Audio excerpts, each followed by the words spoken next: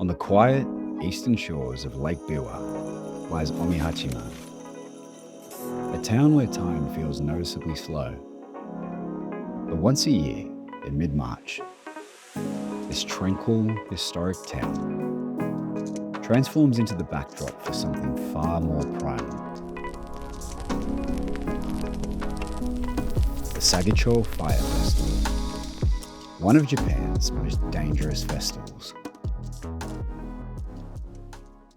To understand the spirit of Sagicho, you have to go back to 1579 and the legendary warlord Oda Nobunaga. Celebrating the completion of nearby Azuchi Castle, Nobunaga hosted a wild, theatrical festival where he himself danced through the streets in flamboyant, eccentric dress. The festival centers around 13 massive floats known as Sagicho, each weighing roughly 500 kilograms and standing 8 meters high. At the base sits a 3-meter torch made of wood and straw, but it is the front ornament that demands closer inspection. Each year, local artisans spend months fashioning the current year's Chinese Zodiac animal. This year, a striking interpretation of the horse. The ritual narrative begins on Saturday afternoon as the 13 district floats assemble at Impermanence Shrine. Here, they enter a fiercely contested judging competition before spilling out into the old town's narrow lanes into Saturday night. Throughout the town, you can hear shouts of Masse, Masse echo against the wooden storefronts.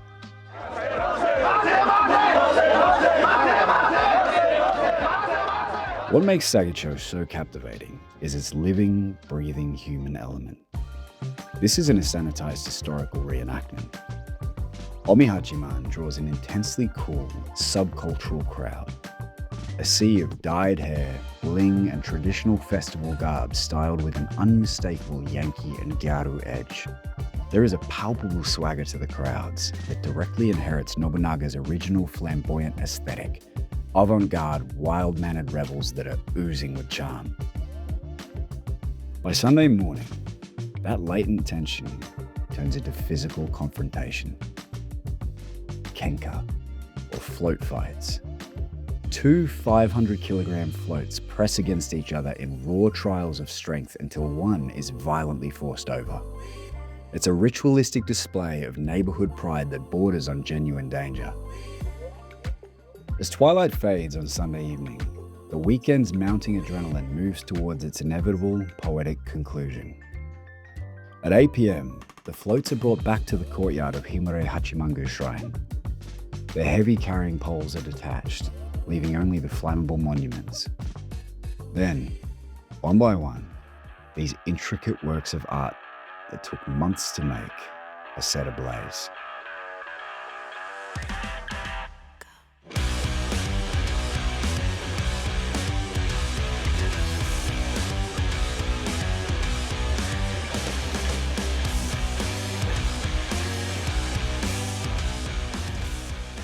What follows is an intoxicating descent into raw, controlled chaos. Thousands of onlookers pack into the shrine grounds, their faces illuminated by the towering walls of flame.